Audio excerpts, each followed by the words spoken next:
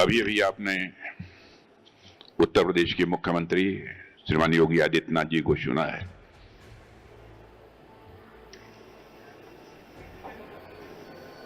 उत्तर प्रदेश को किस तरीके से वो गवर्न कर रहे हैं, किस तरीके से चला रहे हैं, मैं समझता हूं कि उनकी बातों से सहज रूप से ही आप आश्वस्त हो गए होंगे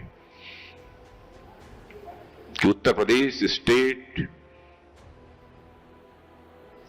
परफॉर्मेंस की यदि रेटिंग करनी हो तो सहज तरीके से ही कोई कह सकता है एक्सीलेंट। ऐसे यशस्वी मुख्यमंत्री श्री योगी आदित्यनाथ जी, श्री एच.डी. कुमारस्वामी भारी उद्योग और सार्वजनिक उद्यम एवं इस्पात मंत्री भारत सरकार, उप मुख्यमंत्री श्री ब्रजेश जी पाठक, वित्त मंत्री श्री सुरेश कुमार जी खन्ना, उद्योग मंत्री नंद गोपाल जी गुप्ता, परिवहन मंत्री दयाशंकर सिंह और यहाँ के लोकप्रिय विधायक श्री राजेश्वर सिंह, अपर मुख्य सचिव Shri Deepak Kumar, CEO Shri Manoj Kumar Singh, Shri Prakash ji Hinduja, chairman Hinduja group Europe, Shri Ashok Hinduja, chairman Hinduja group of companies India, Shri Ajay Hinduja, Shri Dheeraj Hinduja, Shri Som Hinduja, Shri Yash K Chadha, strategic advisor Hinduja group, Shri Senu Agarwal MD CEO, यहां पर मौजूद अन्य देवियों व सज्जनों तथा मेरे मीडिया के मित्रों, आज मुझे प्रसन्नता है कि यहां पर world class green field integrated commercial vehicle manufacturing unit का उद्घाटन हुआ है। मैं मानता हूं कि लखनऊ वासियों के लिए नहीं, पूरे उत्तर प्रदेश के लिए यह निश्चित रूप से एक बहुत ही सुखद क्षण है। और यह जो स्थापित हुआ है उत्तर प्रदेश के हृदय लखनऊ की धरती पर, इस आधुनिक फैसिलिटी की शुरुआत प्रदेश की औद्योगिक यात्रा में एक मील का पत्थर, एक माइलस्टोन साबित होगी, ऐसा मेरा पक्का विश्वास है। मैं इस उपलब्धि के लिए दुनिया की सबसे बड़ी ऑटोमोबाइल कंपनीज में से एक अशोका लेलैंड और हिंदुजा समूह को मैं विशेष रूप से उनके प्रति आभार व्यक्त करता हूं और उत्तर प्रदेश की जनता को मैं इसके लिए हार्दिक बधाई देता हूं। साथियों, वैसे तो लखनऊ का जनप्रतिनिधि होने के नाते मेरा लखनऊ से गहरा संबंध है, लेकिन कई बार मुझे लगता है कि यदि मैं लखनऊ से न भी होता तब भी मुझे लखनऊ उतना ही प्रिय होता जितना कि आज है। क्योंकि आप भी जानते हैं, मैं भी जानता हूं, यह शहर ही ऐसा है जहां का होने के लिए आपको यहां का होने की जरूरत नहीं है। मैं हिंदुजा ग्रुप को भी कहना चाहता हूं, भले ही आप लखनऊ के न हों, लेकिन आप लखनऊ के हैं, लखनऊ वासी ऐसा मानेंगे, मैं यह आपको विश्वास दिलाता हूं। लखनऊ की खासियत यह है कि लखनऊ किसी के भी हृदय में आसानी से बस सकता है।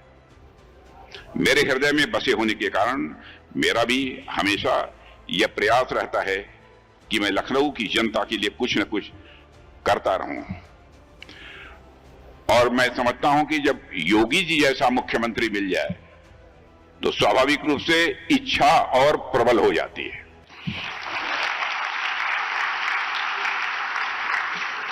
और साथियों, मेरा तो वैसे भी अक्सर लखनऊ आना जाना लगा रहता है, लेकिन बीते कुछ समय में मेरा यहां आना जाना और भी बढ़ गया है। अभी पिछले ही हफ्ते प्रेरणा स्थल का एक उद्घाटन हुआ है।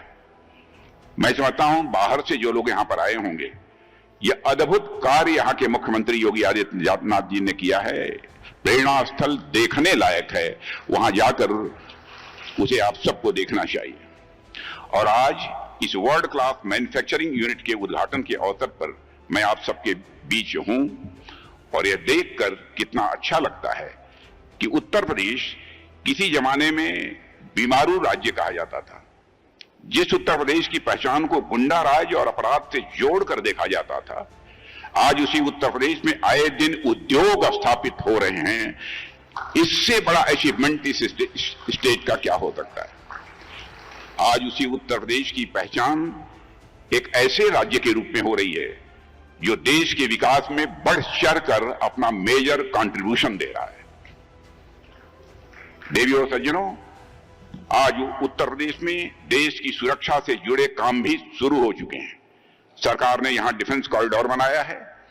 इसका मतलब सेनाओं के लिए हथियार, गोला बारूद और लड़ाकू जहाजों से जुड़ा सामान अब हमारे इस उत्तर प्रदेश में ही बनेगा। यह काम लखनऊ, कानपुर, झांसी, आगरा, अलीगढ़ और चित्रकूट इन 6 जगहों पर हो रहा है। और अब तक यहां जो मुझे जानकारी मिली है 34,000 करोड़ से भी ज्यादा का इन्वेस्टमेंट हो चुका है। यानी बड़ी बड़ी कंपनियां यहां आकर कारखाने लगा रही हैं। इससे सीधा फायदा यदि हुआ है कि हमारे गांव के लोगों को यहीं काम मिलेगा, रोजगार मिलेगा, यहां के लोगों को बाहर भटकना नहीं पड़ेगा। और इसके अलावा लखनऊ में तो ब्रह्मोस एरोस्पेस की फैक्ट्री भी लगी है जो ब्रह्मोस मिसाइल बना रही है, जिसका करिश्मा आप लोगों ने ऑपरेशन सिंदूर के दौरान देखा होगा। साथियों, अब यह मिसाइल बाहर से बनकर नहीं आती है, हमारे अपने देश में और अपने उत्तर प्रदेश में ही बनती है। और इसमें भी मैं कहना चाहूंगा, उत्तर प्रदेश के मुख्यमंत्री श्री योगी आदित्यनाथ जी ने जिस तरीके से बढ़ चढ़कर जमीन उपलब्ध कराना है, उसकी देख रेख करना, समय से वह तैयार हो जाए, जो पहल की है मैं उसकी प्रशंसा करना चाहता हूं यहां। साथियों, अब हमारा भारत ये कमजोर भारत नहीं रहा है। हमारा भारत अब अपने हथियार खुद बना रहा है। और मैं समझता हूं उत्तर प्रदेश भी इसमें लगातार आगे बढ़ता जा रहा है। और हमारे उत्तर प्रदेश की डबल इंजन की सरकार ने उत्तर प्रदेश में विकास के इस काम को इस तेजी से आगे बढ़ाने के लिए एक नई नीति बनाई है जो मुझे बतलाया गया है। उस नीति, उस पॉलिसी का नाम है Uttar Pradesh aerospace and defence unit and employment promotion policy. इसका सीधा मतलब यह है कि अब उत्तर प्रदेश को ऐसा राज्य बनाया जा रहा है जहां सेना के लिए साजो सामान बड़े पैमाने पर बनेंगे। साथियों, सरकार का लक्ष्य है कि अगले 5 साल में यहां हजारों करोड़ रुपए के नए काम आए, नया निवेश हो और हमारे लाखों की संख्या में नौजवानों को रोजगार का अवसर भी मिले। यानी हमारे गांव, हमारे कस्बे, हमारे शहरों के बच्चे अब यही काम करेंगे, यही कमाएंगे और अपने परिवार को संभालेंगे और भारत देश का मस्तक ऊंचा करेंगे।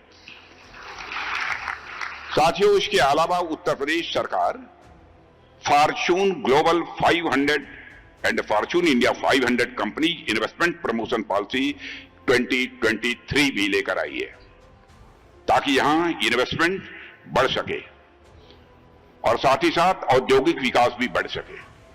मैं इस अवसर पर उत्तर प्रदेश के यशस्वी मुख्यमंत्री श्री योगीनाथ जी की मैं सराहना करता हूं। इनके सशक्त नेतृत्व में उत्तर प्रदेश ने अपनी पहचान बदली है और आज उत्तर प्रदेश विकास का पर्याय बन चुका है। जिस तरह से आपने उत्तर प्रदेश में कानून और व्यवस्था को नियंत्रित किया है, मैं भी यहां का मुख्यमंत्री रह चुका हूं। मैं दावे के साथ कहना चाहता हूं, यह अपने में एक मिसाल है, अपने में यह एक उदाहरण है। यहां इतनी संख्या में जनता उपस्थित है, यहां का मैं जनप्रतिनिधि हूं और मैं समझ सकता हूं कि एक आम आदमी सरकार से क्या चाहता है। वो बस यही चाहता है कि सरकार एक ऐसा समाज बनाए, ऐसा माहौल बनाए यहां कोई भी आदमी अगर 4 पैसे कमा रहा है तो वह अपने परिवार के साथ उन 4 पैसों से सकुशल अपनी जिंदगी चला पाए। किसी गुंडे और बदमाश की नजर उसकी कमाई की कीमत पर न पड़ने पाए, उसकी यह इच्छा रहती है। कोई गुंडा बदमाश उसके परिवार को आकर तंग न करे। एक आदमी बिल्कुल शांत जिंदगी चाहता है। डेवलपमेंट तो सरकार का काम है ही, वह तो सरकार करेगी ही, लेकिन एक आम आदमी सरकार से समाज में अमन चैन बनाए रखने की भी उम्मीद रखता है। एक ऐसा समाज जहां कोई डर न हो, कोई भय न हो, जहां लोग घर से बाहर निकलने के पहले सोचे ना, जहां उद्योगपति उद्योग लगाने में हिचके ना, जहां इन्वेस्टर्स पैसा लगाने में डरे ना, ऐसा राज्य चाहिए। और मैं योगी जी से कहना चाहूंगा कि आपने उत्तर प्रदेश में सफलतापूर्वक इस काम को अंजाम दिया है, इस काम को किया है, इसके लिए आप बधाई के पात्र हैं।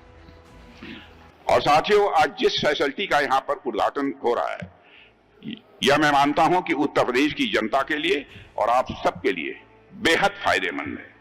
इस फैसिलिटी से बड़ा लाभ हमारी स्थानीय जनता को भी होने वाला है, प्रदेश की जनता को भी होने वाला है, देश को भी होगा ही, मैं जानता हूं। यहां से जो भी चीजें बनेंगी उनका एक्सपोर्ट भी होगा, इस सच्चाई को भी मैं जानता हूं। लेकिन स्वाभाविक है कि हमारे उत्तर प्रदेश की इकोनॉमी की साइज बढ़ने वाली है। और जो टारगेट तय किया है योगी जी ने, 36 से कितने का किया है? 36 लाख करोड़, 36 लाख करोड़। मैं समझता हूं कि इस टारगेट को अचीव करने में हमारे इस प्लांट का भी एक मेजर कंट्रीब्यूशन होगा, ऐसा मेरा पक्का विश्वास है। मुझे बतलाया गया है कि लगभग 70 एकड़ में ये संयंत्र फैला हुआ है और इस पूरी फैसिलिटी का निर्माण 60 महीने में होना था, लेकिन आप लोगों ने इसे रिकॉर्ड 18 महीनों में ही पूरा कर दिया।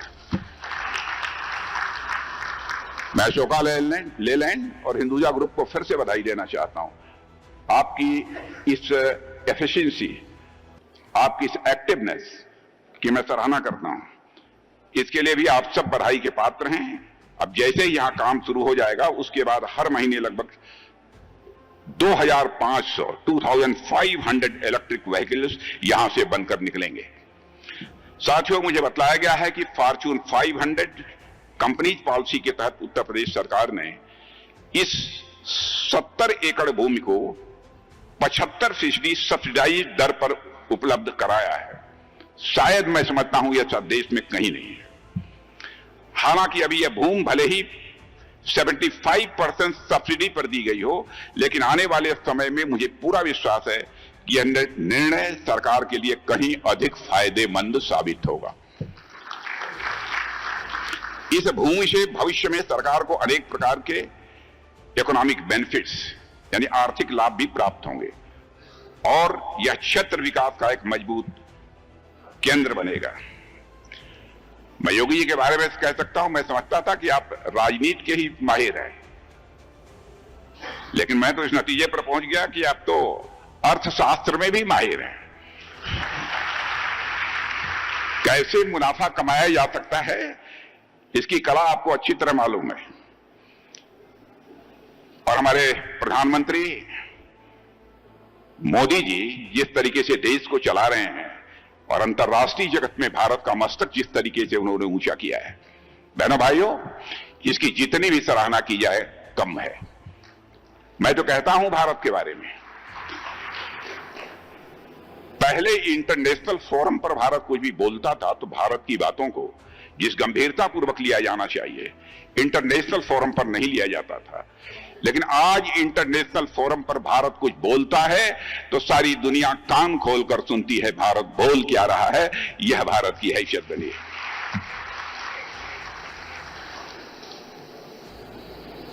और भारत तेजी से आगे बढ़ रहा है। हमारे उत्तर प्रदेश का भी एक मेजर कंट्रीब्यूशन है उसमें। और प्रधानमंत्री जी के मार्गदर्शन में 2030 तक उत्तर प्रदेश को $1 ट्रिलियन की अर्थव्यवस्था बनाने का लक्ष्य जो मुख्यमंत्री जी ने निर्धारित किया है वह प्राप्त होकर रहेगा, क्योंकि हमारा जो लंबा राजनीतिक जीवन का अनुभव है, जो कुछ भी देखा है, सीखा है, उस आधार पर मैं कह सकता हूं। और मुझे पूरा विश्वास है कि उत्तर प्रदेश समय से पहले ही इस लक्ष्य को हासिल करेगा। मुझे तो ऐसा लग रहा है, समय से पहले इस लक्ष्य को हासिल करेगा। आज जब भारत 2047 तक एक विकसित राष्ट्र के लक्ष्य को हासिल करने के लिए तेजी से आगे बढ़ रहा है, तो उसमें उत्तर प्रदेश का योगदान मैं मानता हूं कि बहुत ही महत्वपूर्ण होने वाला है। साथियों, आप सब जानते हैं एक विकसित भारत का रास्ता विकसित उत्तर प्रदेश से होकर ही जाएगा, ऐसा मैं आज विश्वास के साथ कह सकता हूं। विकसित भारत का रास्ता कहीं से जाएगा तो विकसित उत्तर प्रदेश से होकर ही जाएगा, ऐसा मेरा पक्का विश्वास है। साथियों, आज जब हम इलेक्ट्रिक व्हीकल्स की बात कर रहे हैं तो हमारे प्राइम मिनिस्टर के नेतृत्व में इंफ्रास्ट्रक्चर क्षेत्र में हुए विकास की भी मैं यहां बात करना चाहूंगा। बीते 10 से 11 वर्षों में देशों में सड़कों और हाईवेज का जो जाल बिछा है उसे आपने भी अनुभव किया होगा। साथियों, रोड्स बनने से पहला फायदा यह होता है कि कहीं आना जाना तो आसान हो ही जाता है। आदमी समय पर घर से निकल पाता है, समय पर काम पर पहुंचता है, फिर समय पर वापस अपने परिवार के साथ लौट आता है। लेकिन इसके साथ रोड्स से डेवलपमेंट भी बहुत तेजी के साथ होते हैं और जहां सड़कें अच्छी होती हैं तो कच्चा माल सही समय पर सही जगह पहुंचता है। किसी फैक्ट्री में प्रोडक्शन रुकता नहीं है, दूध और सब्जियां समय पर मंडी और बाजार तक पहुंच जाती हैं और किसानों को उनकी मेहनत का भी पूरा दाम मिलता है। कहीं रास्ते में माल खराब नहीं होता है, कहीं देरी नहीं होती है। बड़े ये सब तरह तरह के इससे मुनाफे हैं। अच्छी सड़कें बने होने से उद्योगों को यह भरोसा मिलता है कि उनका सामान समय पर निकलेगा और जहां पहुंचना चाहिए वहां समय पर पहुंचेगा।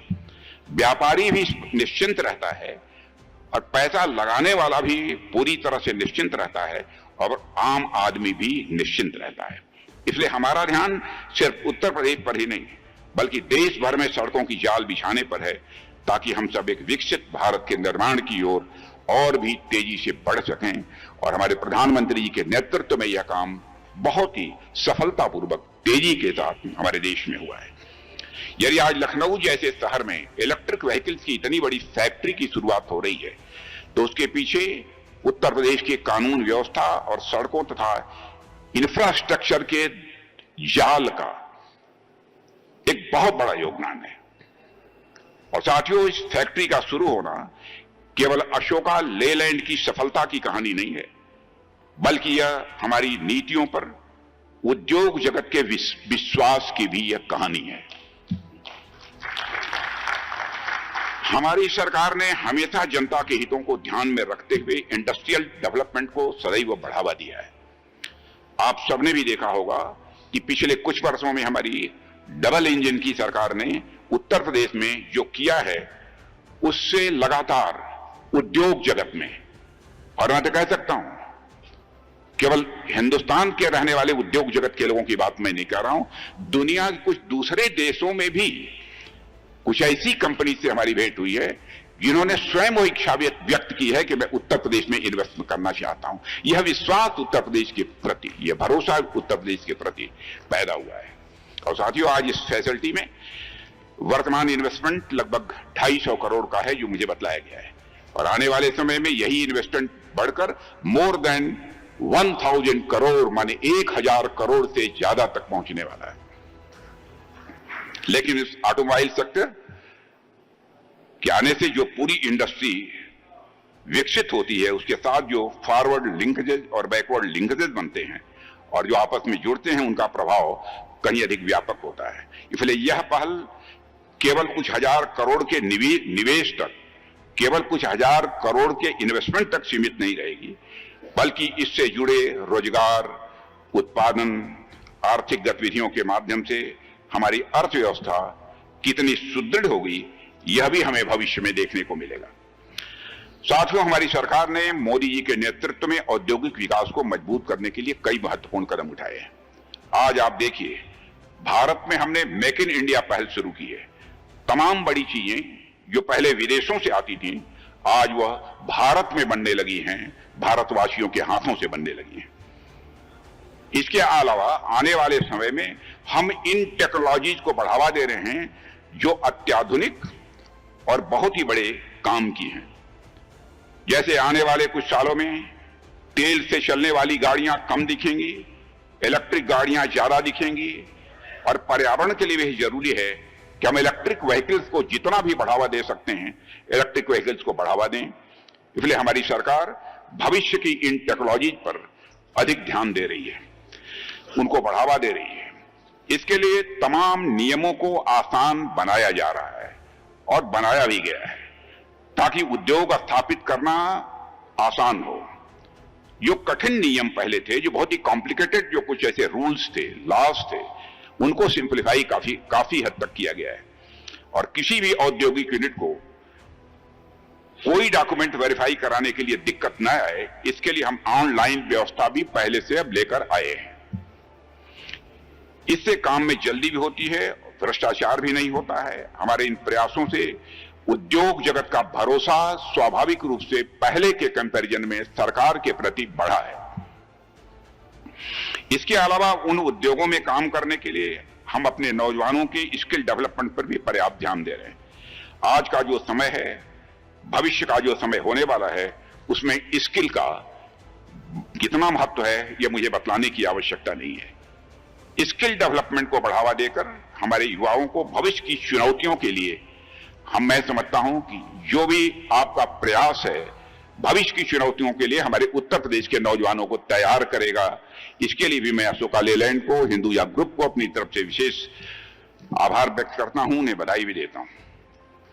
साथियों, एक डिफेंस मिनिस्टर होने के नाते, रक्षा मंत्री के रूप में यदि मैं मेक इन इंडिया और आत्मनिर्भरता के प्रयासों की बात करूं तो मुझे कहते हुए खुशी होती है कि भारत का डिफेंस सेक्टर, रक्षा क्षेत्र अब पूर्ण रूप से आत्मनिर्भर होने की दिशा में तेजी से कदम आगे बढ़ा चुका है।